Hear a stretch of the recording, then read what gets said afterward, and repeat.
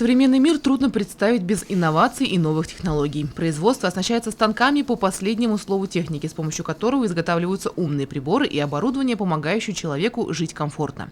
Для того, чтобы все это придумать, необходимы инженерная мысль и знания. Если последние, безусловно, можно получить и в школе, и в высшем учебном заведении, то вот с мыслью дела обстоят не так, как хотелось бы. Задатки инженера надо прививать ребенку с детства. В советские времена в нашей стране были технические кружки, где детвора занималась авто- и авиамоделированием, делали своими руками луноходы и марсоходы, а из обычных конструкторов мастерили роботов. Теперь это, конечно, возрождается, и не без помощи тех же инновационных технологий. Это робот-манипулятор, сделанный своими руками. Выпиливал детали сам на самодельном циркулярном станке. С помощью него можно будет перемещать предметы на рабочем столе на дистанции. Также можно его запрограммировать на базе Arduino и управлять через аппаратуру от радиоуправляемого самолета. Робот приводится в действие с помощью 4 сервоприводов, установленных в корпусе, рассчитанные на 13 кг. Максимальный подъем на конце манипулятора достигает до 1 кг при вытянутом стреле. Для более плавных движений поставил подшипники на этой оси и на этой.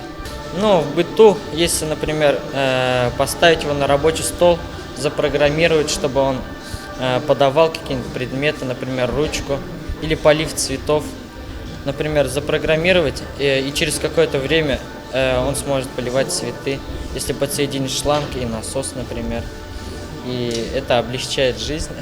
Исследования показывают, что многие идеи, которые предлагают дети, в дальнейшем используют инженеры для производства своих изделий. Наверное, и в будущем сибайские школьники станут великими изобретателями. Пока это только начало. А в целом FabLab – это небольшая мастерская, предлагающая участникам возможность изготавливать необходимые им детали. Она оборудована набором универсальных инструментов, управляемых с компьютера, и ставит задачу – сделать почти все из практически ничего. Особенно это актуально для продуктов, которые уже можно произвести благодаря существующим технологиям, но не серийно. FabLab существует во многих регионах России, и она уже показала свою возможность значительно облегчить создание каких-то единичных высокотехнологичных устройств для специфических нужд.